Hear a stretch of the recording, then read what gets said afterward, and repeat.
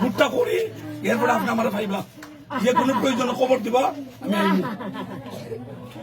আমার গরু বাবা রে, আমার গরু তো আবার আইলাম তো গৌ আমার গরু বাবা রে।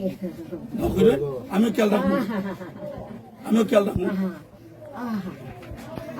তো ধৈর্য ধরুন। আচ্ছা, আমি কোয়াল খুলা আমার বউ আজকে আইসে না, আরেকবার আসলো আপনার এখানে বুটো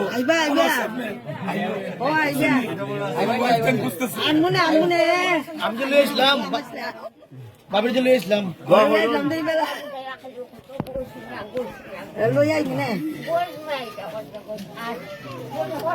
দেখাইনি মনে সচিব আসছে যাবে এখন আসছে